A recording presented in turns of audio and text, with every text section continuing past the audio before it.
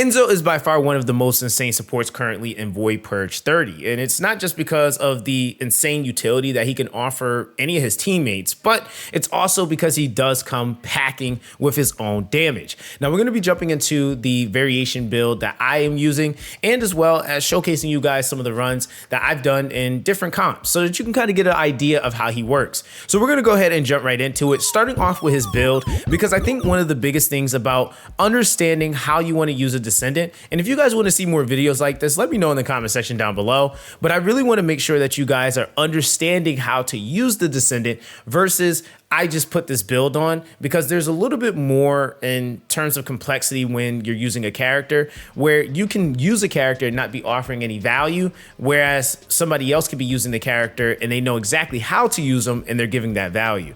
Now, the main thing is that I want to focus on the main skill priorities that you're really fixated on with this build. Now, the main skills that you're worried about is the Supply Firearm Enhancer. And with the Supply Firearm Enhancer, your basic job with this is to be basically giving these buffs: the weak point damage increase, and then of course the firearm critical hit rate increase. This is probably the most important part of the build, because ideally with this build, what you are doing is you're basically making it to where your teammates can emphasize other stat values. So if you're running with Glaze, for example, they can build their guns to fixate more on crit damage because you're offering the crit rate in replacement.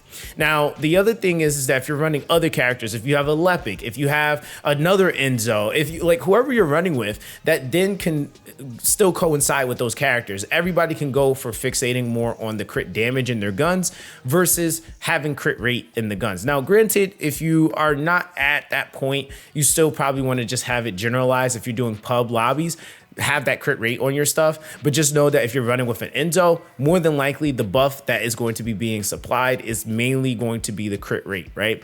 Now, on top of that, another ability that's really important here in the kit is the perfect support. Now, this perfect support is actually another big aspect of the gimmick of Enzo. Now, what you're getting here is the supply bullets. So the supply cycle is 1.5 seconds. The field of supply is 7%, and intercept battle supplies is 7%. Now, basically what this is giving you is more ammo, right? And the crazy thing is that on top of that, you then have the perfect support, which is then going to be giving you firearm attack increase amount of 20%, firearm critical hit rate increase of 20%, and then you have a reload time modifier of plus 10%.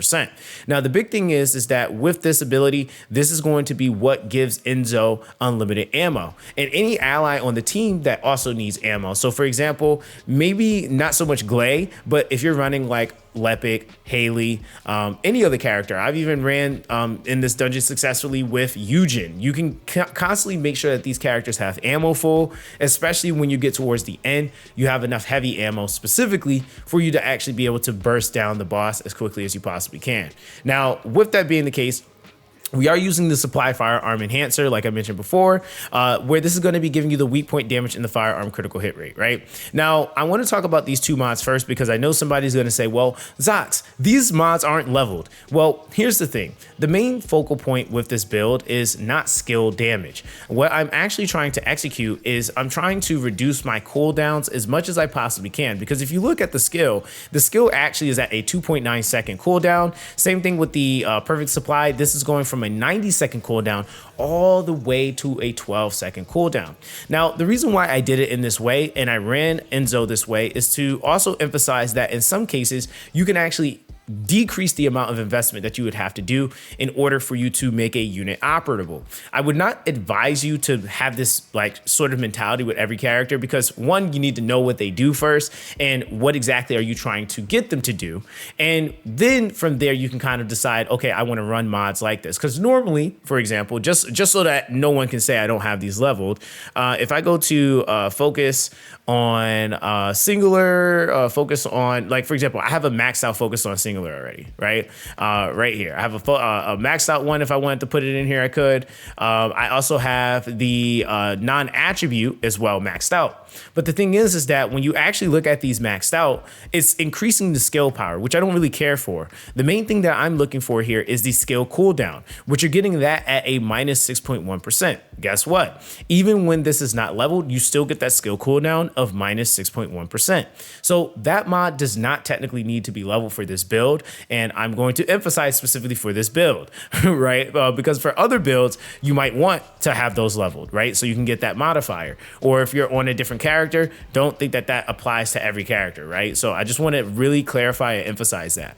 Now, what we are also using here is the MP conversion. This is giving us a skill cooldown of minus 36.5% with the max MP being reduced, but that doesn't really matter. We'll kind of talk about that on the external component a little bit, so you can kind of have a better idea about that. Nimble Fingers, skill cooldown minus 25.6%. We're also using HP amplification. With this, I would definitely say it's going to be according to how much HP you're getting from your external components versus not. You could technically go for the other HP mod, because the other HP mod would technically be more optimal, which is the Battle of Stamina, because it has the skill duration increase, which is another important stat value you want. But technically, I don't have enough HP coming from my external component, so I have to go with the other HP mod so I can make sure I'm able to survive. So if you have enough HP on your external components, then you go for the Battle of Stamina. If not, then HP Amp might actually be a little bit better for you, right? Now, we're also using HP increase HP, which is just a max HP increase of 218.5%. Mid-air maneuvering, in my opinion, is the best grapple hook. I mean, hey, but use whichever one you like. Shot focus, obviously, is huge because we want that firearm attack. Keep in mind, doing as much damage as we possibly can with our gun is the most important thing with this build. We don't care about skill power modifier at all. Now, on top of that, again, like I mentioned, same thing with the non-attribute. We're getting that skill cooldown. Maximize duration is going to be giving us that increase in duration, and we do not care about the skill power being reduced here. And then, of course, on top of that, we have the skill extension, which is giving us more skill duration increase. So this is just allowing our abilities to last a little bit longer. With the cooldowns, with the duration, you just are always going to have basically uptime on these abilities. Now, with the last slot here, this is a flex slot. You can kind of put whatever else you need in this slot. I just left it blank just for right now. Usually I would have something like for immunity or something there, but in the Void Purge, you're not really too worried about that. So, I mean, again, you can try to find something here, but I tried to make this build as least investment as possible so that you don't have to go too crazy. Because again, as you can see, I don't have 6 slots not modded, and keep in mind this is or catalyzed, and so with that being the case, that's allowing me to still be effective to the party that I'm in, but I'm also not like dying a whole bunch throughout the fight. I'm actually able to contribute to damage too. So I want to talk about the guns that I'm actually using in this build, because that's another important thing. I would definitely say it can't be a full Enzo build with like trash guns. So what I am using obviously is the Albion Cavalry. Main things with the Albion Cavalry is that you want, if you are using this as your main gun, main thing is for you to be able to CC as much as possible. So we're going rifling enhancement for firearm attack, concentration priority. We also have the reload focus. And then on top of that, we also have better concentration. We want that crit damage. We have the weapon exchange charge for more rounds per magazine. Chill enhancement is also going to be giving us that chill attack. It's just going to allow us to chill more often. And then we have that fire rate up, action reaction for more firearm attack. And then we have the normal impact rounds refining. I technically don't need this for Enzo. I mainly use this when I'm using Haley, just because I'm not always certain if I'm going to be matching up with an Enzo. But Enzo does fairly well on ammo, so really not a big thing for him to have. And then we're also using this sharp precision shot. So basically, while we're pulling the trigger, fire rate increases, your recoil goes down, and your firearm attack also increases, and it goes up to 10 stacks. So it's a pretty nice gun. It really does help with the CCing. And it allows me to have a little bit more utility when I'm in a team comp, because sometimes I can go in depending on the comp and I could just burst and be DPS. And sometimes I might have to be more ad control CC. Enzo can still manage that. So just kind of, putting that out there. Now, on top of that, the Voltia, I don't have mine fully built, but mainly I would say, like, if you have it somewhat built, it still works, right? The main job of the Voltia is just to burst shields, and that's what I really use it for. I do plan on finish building this, but for some reason, there's a lot of people that assume that I just have like all this money to like recatalyze everything. Like, dude, I'm walking around with like 2 catalysts right now. I do not have the resources to fully catalyze things all the time, but hey, if you want to make it happen, I won't say no. All right. I'm just saying. But what we do have, though, built is the Smithereens. I did take the time to fully build this gun out. I would definitely say that the Smithereens is basically a requirement if you want to be a huge asset to the team, because again, a Enzo with no damage, I mean, yeah, sure, helps out Glay, but when you get to that last boss, everybody being able to contribute their damage and hold their weight there is going to make a difference, right? Now, of course, with that, what we have here, action reaction, we have real life fighter, which is going to be pretty huge too, because this is basically going to be upon attacking the weak point, firearm attack goes up by 10% for 5 seconds and it stacks 10 times. Then on top of that, concentration priority with the reload time modifier being reduced. We have the chill enhancement, we have rifling enhancement, we have chill priority, which is really important. And then we also have the fire rate up, which is going to help increase how, like, you know, how fast the output is of the bullets. We have shell up, so we have a higher shell capacity, and we're running better concentration. Keep in mind, there is no need for crit rate in this specific build because Enzo is able to supply that himself. Now, the hit rate focus is also going to be another thing as well. It's giving you that accuracy, firearm crit damage, and that's something that, like, I can go in like further level. I just haven't done it yet, but yes, accuracy is actually pretty important. Now, one other thing I want to touch on too is actually on the gun itself, because this is actually a pretty big thing. When you're looking at the gun itself, I want to talk about the cores real quick, just to kind of give you a little bit of an idea there. The cores are going to require you to have some specific stat values. I'm not sure if everybody knows this, but for those of you guys that don't, let's take a look at the Smithereens real quick. As far as the core investment, you want the free augment to be for firearm attack for the firepower. Aim shot accuracy is going to be the preferred stat that you want here. Primarily because if you basically hit your shots with the Smithereens, you are going to crit, right? So that's one of the big things here you want on the gun. And then because we are on floor 30, we want the bonus firearm attack for Legion of Darkness, right? So very straightforward, nothing too complex there, just to kind of paint that picture. If you're on a different floor, these values will change, like the special augment will change. Now, keep in mind too, if we actually take a look at the gun, I have bonus firearm attack versus Legion of Darkness. You have to have that on the gun in order for the multiplier from the core to work, okay? Otherwise, you're just adding a random stat. We have chill attack on the base of the gun, and then we also have firearm critical damage, and then we have firearm attack. These are our readjustment substats, right? So just kind of giving you that information. Now, when we're looking at the Albion Cavalry, with the readjustment stats, we have firearm attack, we have bonus attack to the Order of Truth, which I'm going to change that. I just ran out of resources. That will be Legion of Darkness. But obviously, if you're doing a 4 before that, then it will be, oh, actually, I'm looking at the wrong one. Sorry. It's this one. There we go. I did already do it.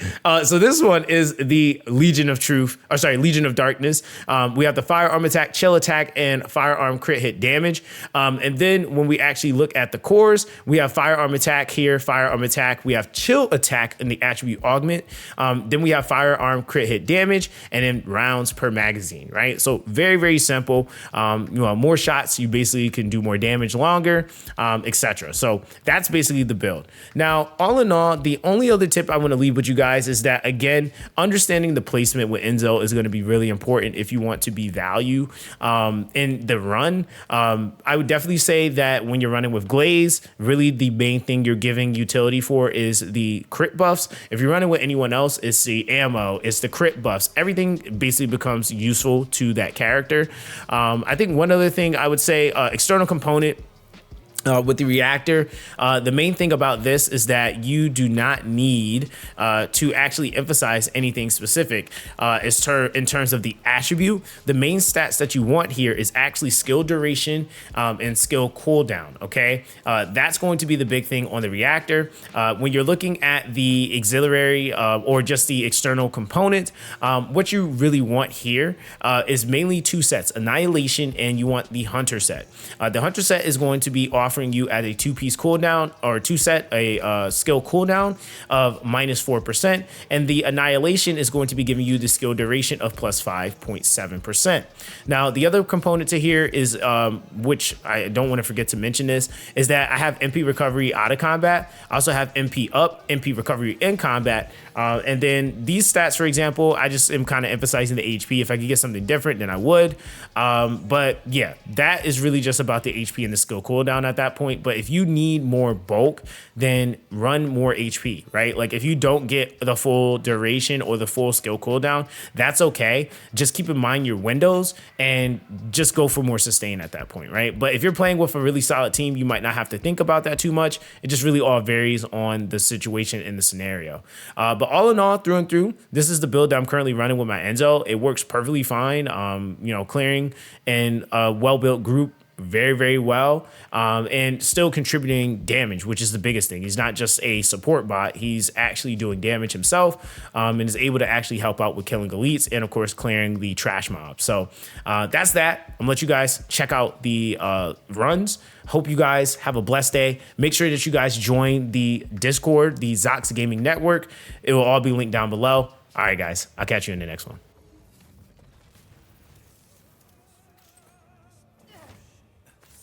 Initiate enhancement.